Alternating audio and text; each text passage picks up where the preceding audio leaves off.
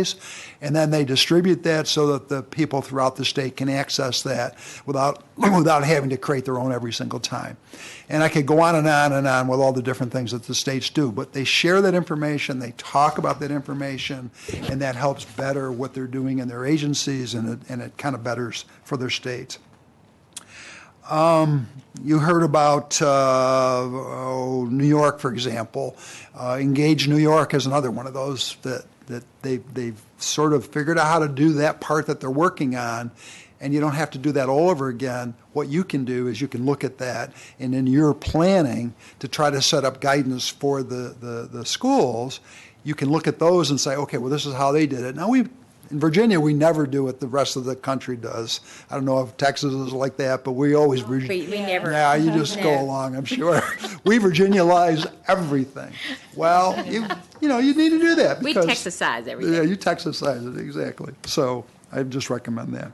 Okay, so here's my challenge. If it's all about transforming learning, and that's what the people here today, for the most part, and I think several of you want to give the best to the children to learn in the most effective way they can, no matter whether it's with technology or without it. You want to change that. So one of the challenges I would give to you is to consider something called competency-based learning. What that means is that, in effect, if a child, in my case, I don't even know why. I could have been a political science major. It turned out I was technology. But I can remember the Normans invaded England in 1066. I haven't a clue why, but I might have trouble with an algebra with trying to remember a formula. So the fact of the matter is, in social studies, I could have been to 12th grade by 8th grade, just for some reason. In math, I struggled more. So teachers need the ability in competency-based instruction is to get kids tested out. If you get it, we don't need to waste time with you. In a scaffolding type course like algebra or something like that, if you miss a point, you're dead. You're not going to go further. So you've got to make sure that the children get it along the sequence to get it correctly along the way. So one of the things you might want to think about is demonstrated mastery. That is what competency-based learning is all about. And one of the things that you're really trying to do with that is you're trying to make sure that the learning, just like in all learning, is transferable, so that when you demonstrate the mastery in something, that you can transfer it to other areas, whether they be in your normal life or in the process or in what you're going to need sort of for college.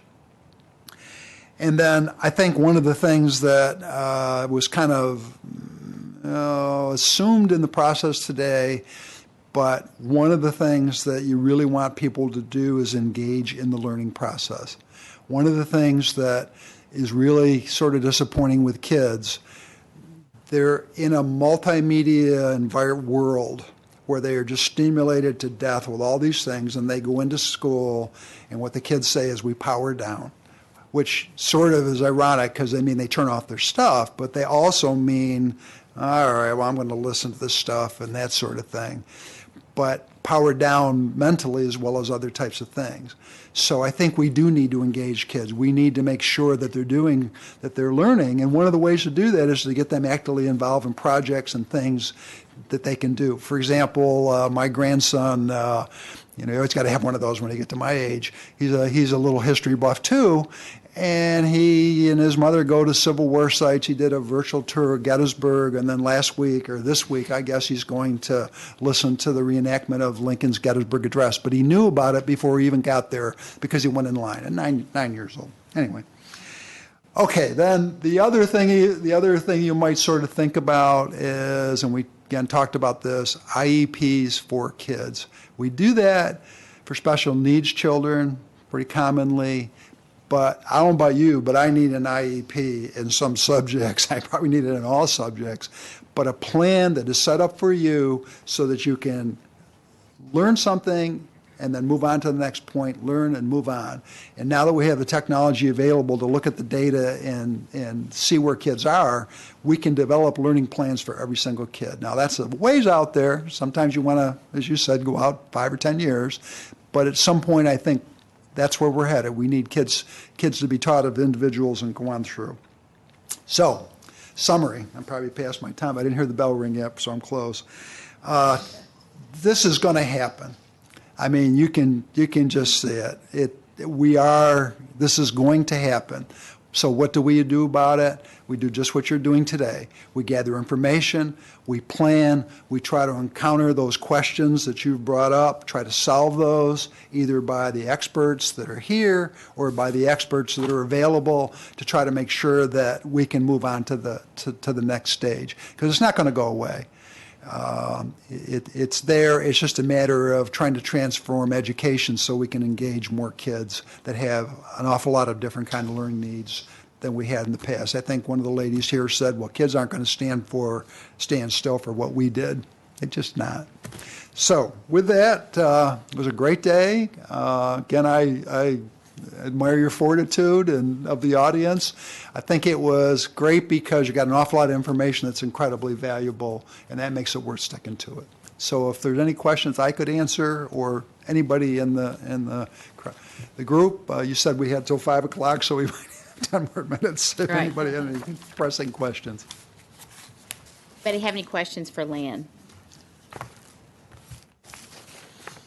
Thank you for bringing this, because this will be something that is a follow-up on several of the conversations that we had today that I think will be really helpful. Great. Thank you for doing that.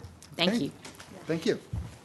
Well, I really want to thank everybody for tuning in all day long. I mean, we've been going hard at it since 8:30, and really do appreciate all the effort and energy and expense and time that people have put toward this issue. I really do want to reiterate what we are trying to accomplish today. This is about how do we enable learning in a changing landscape. And there's no doubt the landscape is changing. And so we need to figure out, as Texas, how we're going to enable the kind of learning that we want to see as things are moving around us.